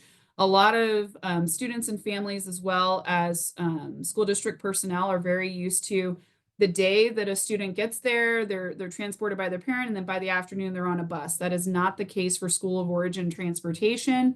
It does take some time to get set up. Sonia is saying it's taking up to 4 to 5 weeks within her context. And we do go over school of origin transportation and we talk about it. And our Mckinney-Vento 301 is all about transportation. And so I'd highly encourage you to take a look at that and also reach out to your ESC Mckinney-Vento liaison for technical assistance as it relates to transportation. It can take a while, so I would make that an excused absence if you are routing and doing School of Origin transportation. But I highly encourage you not only to take a look at the transportation webinar, but for students not being in attendance right now, please work with your ESC Mckinney-Vento liaison to see if there are other ways that you can get quicker turnaround times. And they have that regional context and they're working with the school districts that you're working with. Setting up a transportation meeting can be really, really helpful. Angela, I love seeing that you're trying to set up within 48 hours, and that's great. 3 days, that's awesome. Generally, you want to stick in that 3 to 5 day timeline. And if you're having difficulties with that, reach out to your ESC Mckinney-Vento liaison. And now for the moment that we've all been waiting for, and I invite all panelists because they brought it in here. So Stephanie, if you want to join us on this next one, please do. And watch me be wrong about the slide. No, I'm not. Okay. So here we are in chapter 37, but we are in chapter 37, 115. If there is harmful, threatening, or violent behavior, and this includes behaviors such as verbal threats, threats of self-harm, bullying, cyberbullying, specific interventions, including mental health or behavioral supports, in-school suspension, out-of-school suspension, or the student's expulsion or removal to a disciplinary alternative education program or a juvenile justice alternative education program. So what do you do in an instance like this? What do school districts do as they're navigating a terroristic threat? So in this scenario, we're going to walk you through it. So in scenario 2, off-campus social media terroristic threat. Terry, a fictional 16-year-old high school student, has been experiencing homelessness for the past 5 months, living at the home of a family friend after their family lost their home. Since becoming homeless, the student's school attendance has declined. He has become withdrawn from his friend group and his grades have dropped dramatically. Over the weekend, he posted graphic pictures of his plan with threatening messages on social media, stating that he was going to physically assault another student who attends the same campus and anyone else who tries to stop him. So at this point, this would go straight to the administrator, the administration of that campus, that principal. The threats that were reported to the school administration, and upon investigation, it was confirmed that the student was responsible for the posts and fully intended to carry out his plan. The threatened student and other students now fear returning to campus. According to the school's student code of conduct and relevant Texas laws, making threats is a serious offense that requires review from the Safe and Supportive School Program Team, also known as SSST. If you guys know or have heard of your Safe and Supportive School Program Team, if you can put that in the chat or give us an emoji if you're aware of this special committee that resides with every single school district. Okay, great. I love to see that there are other folks in the webinar that know who their Safe and Supportive School Program Team is. In this scenario, it would go from the administration straight to the Safe and Supportive School Program Team. And the Safe and Supportive School Program Team, the Threat Assessment and Safe and Supportive School Team, the SSST, would be required to conduct a behavioral threat assessment utilizing Sentinel, the Texas K-12 Behavioral Threat Assessment and Management Manual, also known as BTAM, and the Texas K-12 BTAM Field Guide. This is going to be under Texas Administrative Code Chapter 103, 1213E, 1A through B. And in January 2025, the Texas Education Agency launched Sentinel for the data reporting requirements as it relates to the safe and supportive school teams for all school districts across the state of Texas. Our school program team wanted to make sure to reiterate this for you guys. With a confirmed threat as outlined, completing the assessment process would lead to other interventions aside from discipline. So there is more than just discipline considerations when you are looking, when they are considering a threat assessment. So in this scenario, the off-campus social media terroristic threat determination, still a committee, it's just a different committee. It's going to be your SSST team that is going to be doing this and conducting that threat assessment. So just keep in mind and know that that is what is going on. At the SSST disciplinary conference, behavior 26, terroristic threat, is assigned to the incident and a discretionary expulsion is ordered according to local policy. According to the district's safe and supportive school program team, the school student code of conduct and relevant Texas laws, making threats is a serious offense that requires interventions determined by the SSSS team and mandatory discipline action of removal to DAP, discretionary expulsion. And so I'm going to invite Mary to go over this part of it with us and for us. Yeah, thanks, Desiree. So with this, first off, before I get into this, just put a thumbs up or whatever, send me an emoji. If you've had a situation like this happen already on your campus, have you had a situation like this already? And just a thumbs up, just as like a pulse check if this has happened. Okay. John was terrifying me the other day that this happens all the time. Right, John? How often does this happen? I don't know if our whole audience is even aware of how prevalent of an issue this is. It's extremely prevalent, and it Yes. happens quite often. Any administrator shows up on a Monday morning, they're most likely handling something of this sort from over the weekend. Yes. Unfortunately, that is where our discipline levels have become. And so therefore, yes. It's so important that we understand it. So in chapter 37, under 37006, if they make a terroristic threat, it is a mandatory DAEP removal. If that threat is done on campus, within 300 feet of campus, or at a school activity, okay? Then in 37007B, it also authorizes a discretionary expulsion for a terroristic threat anywhere. It doesn't matter. And so therefore your school has an option of the mandatory placement or a discretionary expulsion. Now, most of the time when you have a situation like this, and most of the time any situation with a discipline thing, we understand that, you know, schools can't, as a campus behavior coordinator, you can't just drop everything and take care of that discipline conference right then. That is not even reasonable. That can't happen. So a lot of times, if your local policy allows it, the student either goes into ISS until you can visit with the student and get that conference set up or whatever, or you may send them home for OSS for a terroristic threat, because that's kind of serious. And if you think, you know, we don't want that kid on our campus. However, with our students that are experiencing homelessness under 37005D, a terroristic threat is not one of the authorized behaviors that can be determined an OSS for a student experiencing homelessness.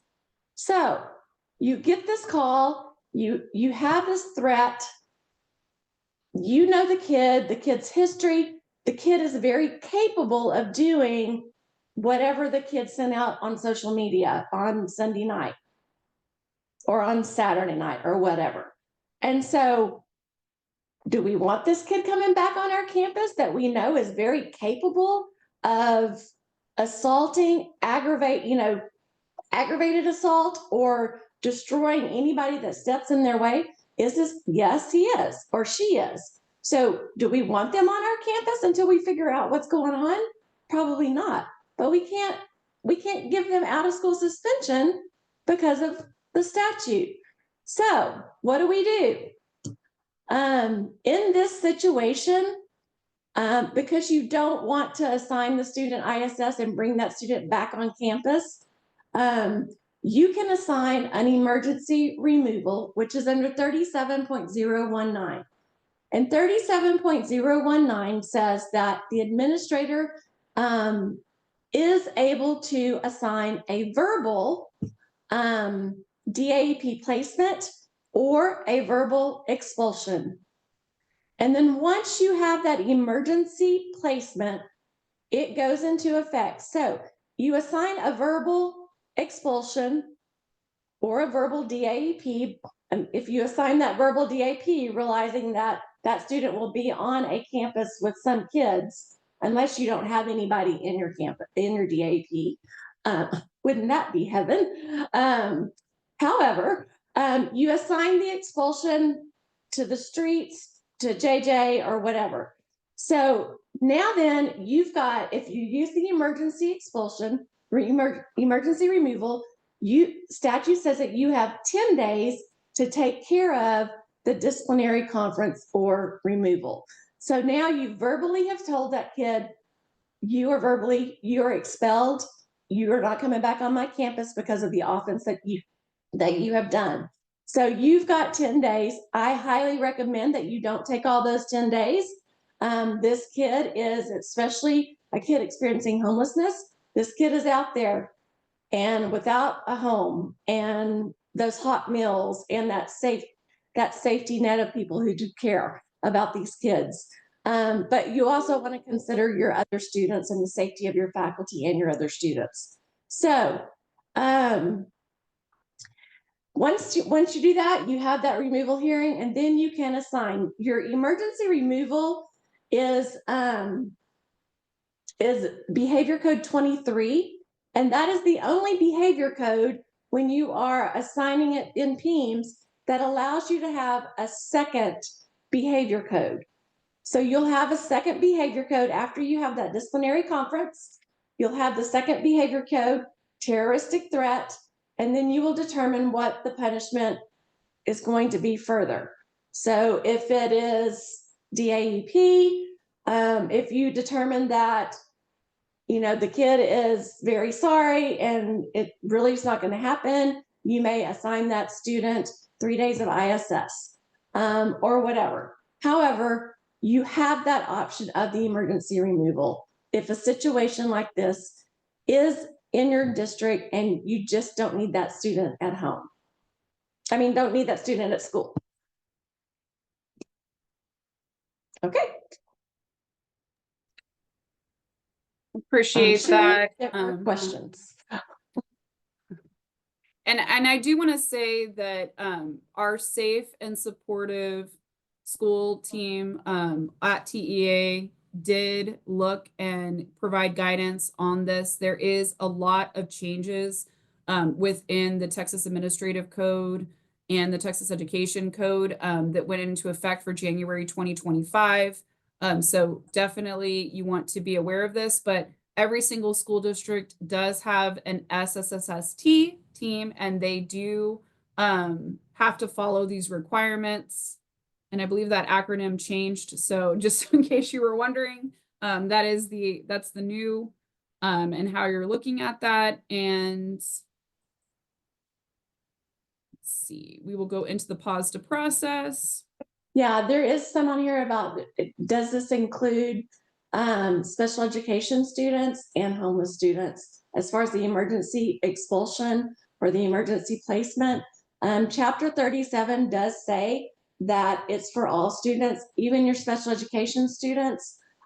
This does apply to them if it's an emergency situation where you have to have that child off the campus and not back on the campus. In this situation, your special education students are treated just like a student without special ed. Your homeless kids are treated the exact same way. That's an excellent point, Mary. So we did want to bring this to you guys' attention. We do know that it's very prevalent in our schools and they're navigating these spaces. So that's why we chose scenarios where you are able to use the discipline toolkit, where you have the McKinney-Vento liaison, the behavior specialist, the administration, but also recognizing that there are the terroristic threat that is also under Chapter 37 that you would need to inform and notify the SSST team and follow their lead based off of how it's going to be handled. And that, again, is going to be with the administration and that school district team to make those determinations. And it is for all students. We are not able to answer any more than what Mary already answered. If you have questions, we're going to refer you to your safe and supportive school team, your safe and supportive school program team at your school district, as well as that department within TEA for any further questions as it relates to terroristic threat. We did want to bring it in there as you guys are navigating that space so that you have knowledge and awareness of what happens in those situations. And we are going to wrap it up. It's the last 10 minutes of the webinar, and we're going to hand it over so that we can go through additional resources and appendixes that you guys can see. So want to make sure, and Anne's going to pop on here and help me out here and looking at these appendixes. So in Appendix A, you're going to see an exemplar of the completed exclusionary rubric and worksheet case study that she walked you through earlier. Anne, is there any other considerations? I know there's an excellent scenario that completely walks you through step by step that's included here. Yes, so the Appendix A, the fictional scenario there is specifically a student experiencing homelessness, but also identified as a student receiving special education services. And so it is a good fictional scenario that you can review to kind of see how it was broken down, see the discussion. The worksheets are completely filled out with examples of what to ask and what kind of data that the decision-making team should be noting on those worksheets. So if you haven't seen it already, I do recommend going into there and really looking at it. And then also the Appendix B extends the understanding of trauma, the impacts of adverse child experiences, and how they can impact students experiencing homelessness. They're excellent resources. We are so proud that how many folks across the agency, if you're curious of how many folks participated in making that discipline toolkit, you're going to see names like Stephanie Reese and Mary Scott, Anne and myself, as well as many folks across the agency who helped build such an incredible resource. I think that there is some more information sharing and looking at it when you're understanding trauma as it relates to students experiencing homelessness. And if you're also looking at some resources to provide for professional development with your administrators or any of the PD that you give as a Mckinney-Vento liaison or is he a Mckinney-Vento liaison, it would be very helpful to use that. And then I want to just like ground us in our purpose as we're looking at these key actions and next steps for school leaders on page 27. This is definitely my favorite characters in the entire discipline toolkit.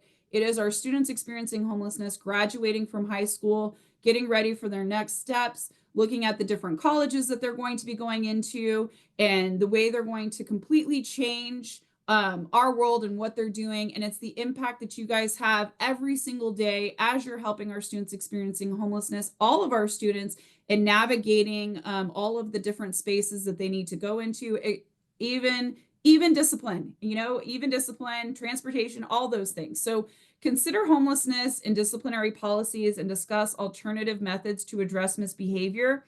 Within the McKinney-Vento Act, it is always asking you to review and revise your local policies and make sure that they are in alignment with Chapter 37, with the McKinney-Vento Act, with anything that you're learning, that your disciplinary policies, your board policy, everything should be something where you are constantly working and advocating to make sure that it is staying up to date and it is as current as possible.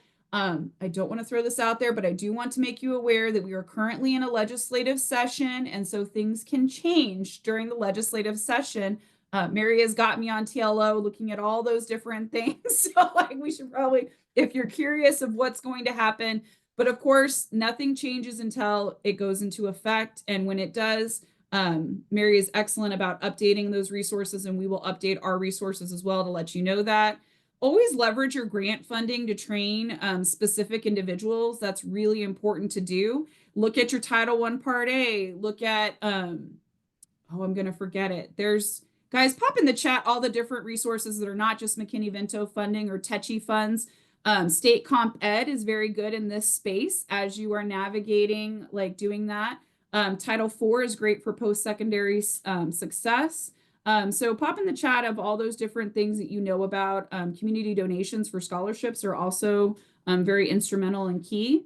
Also make sure that you're ensuring schools and districts do not have policies that create barriers to full school engagement for students experiencing homelessness. So back to that transportation, you want to make sure that you're staying in a very short timeline to arrange that transportation, as well as removing that barrier to, if they do get a DAEP placement, they are still able to carry out that DAEP placement with as little interruption to their schooling as possible. You want to track and analyze data. You want to make really good friends with your PEMS coordinator. She can help you in accessing different forms of data. If you are at a school district where you have data specialists, like working with them, as well as other people who do programs like, hey, how do you set up different reports and ways to look at and analyze your data? Your ESC McKinney-Vento liaisons are also a great place to go to and saying like, hey, what kind of data should I be tracking and analyzing as it relates to McKinney-Vento students? I would say doing progress monitoring as you're looking at their 6 weeks grades. We are in the STAR EOC season, and I know you don't want to put any emojis for STAR EOC, but that's totally your preference. To me, it's an opportunity for our students to show all the different things that they have learned and how much knowledge they have gained. I got a laughing emoji. Okay, that's awesome. I've been in education for a lot of years, so I enjoy what can happen with testing and preparing our students, but more importantly, just how much knowledge they have gained in a year. So really supporting your kids when you're looking at their 6 weeks grades. Our students do amazing work every single day, and every 6 weeks reflects that. I always loved sending some kind of freebie or a little gift card to their favorite spot, $5 to McDonald's. I remember when I was a kid, this is going to date me, Anne. I don't know. Like, and Anne and I are very close to the same age. Did anybody ever get like any kind of free something from a school? Like for me, it was to go to Pizza Hut, or like if you read a lot. So working with your librarians to see like, are there any incentives? Like I don't know if you guys know this, but I love to drop a tip and trick, and Anne knows this about me. Like your librarians are constantly weeding out their library. They are constantly taking books. And I always ask them like, oh, I want a free library for my classroom when I was a teacher and also as a McKinney-Vento liaison.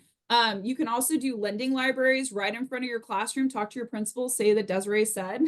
No, I'm just kidding. But you can do like lending libraries like right inside of there in your resource centers, like, and get them from the librarians. It's a great way to help and do that. Everybody has all these great networks of support to really help our students, and the data can really show that.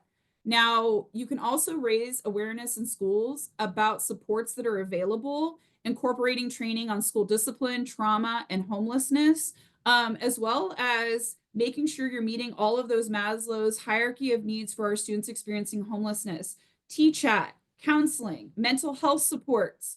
I don't want to say the social emotional kits anymore. I want to say like, you know, the busy bags, doing things like, as kids are navigating, wanting to have like crayons, make sure you get Crayola, not the wax ones. Like as you're navigating like coloring, and use those for your adults too. I know that secondary trauma is a really big thing. And so like, as you're incorporating those trainings and using those resources, make sure that you're using them for yourself as well as your coworkers, to engage in that. Panel, does anybody color? I do adult coloring. Does anybody else in the audience, do you color? Okay. I mean, do you use fidget toys? I feel like I should just like, I feel like my pop socket is like probably my biggest fidget toy, as well as like fidgets on my desk.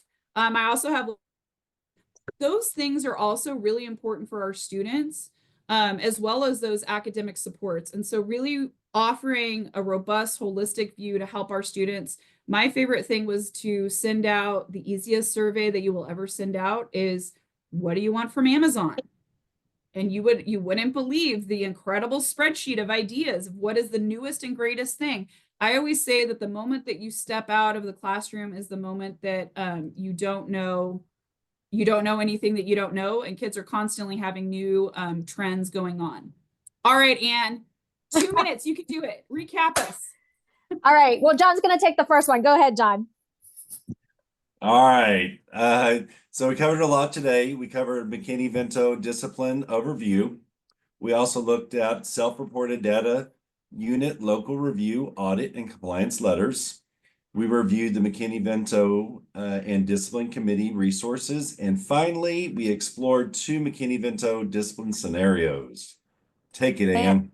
All right. And then just a reminder of resources and tools, drop the link there. You've got your webinar, the recording, a standalone exclusionary rubric with the worksheet, your toolkit, your one-pager, Chapter 37 TEA Learn course. And please do not leave just yet. I see the numbers dropping. If you have time, please fill out the survey. We need the survey, guys. Please stay on. Please, please, please grab and give us feedback. We use this feedback all the time. It really drives the content that we're going to be doing in 25-26. It is the reason that Mary and Brittany and Stephanie joined us on this. Yes. We heard so much technical assistance around compliance reviews and letters, and everybody wanted to know how to navigate that. And so we brought that in, and 401 was really all based on your feedback. Every section, every part of the scenarios, everything that we went over today is based off of feedback. I see some people staying. Thank you. So please, please, please, like, do that. Anna's already dropped it in the chat. I don't even have to check. I know she's already dropped it in the chat for you to fill it out. If you do anything whenever you participate in our webinars, we strongly encourage you to always provide us feedback. You can also reach out to us at the Homeless Education inbox. And then I just feel like all of our panelists need some emojis. This is the least talking I've done all year, and I love it. I cannot tell you like how much I love it. Please, please, please, like, share an emoji of your appreciation for Mary and Discipline, our SRDU unit, walking you through, you know, the letters and also the compliance reviews. And if you felt like this was helpful information in any way, we'll even take it. If you don't want to do the survey, we want you to do the survey. But if you don't want to do the survey, but you want to drop in the chat, like, I really enjoyed whatever it was, please let us know. If it was the scenarios, so we can incorporate that in our future trainings. You could do emojis, we could do it that way. So how many of you guys enjoyed the scenarios? I always have to give it a pause. It's like that. You got to do that like teacher pause. Okay, great. And then how many of you guys appreciate the robust resources and us like walking you through like the exclusionary rubric, showing you how to use it with the committee members? Okay, great. Thank you guys. It is 1 o'clock or 1:01, and we know you are super busy helping all of our students across the state of Texas. A deep and powerful thank you.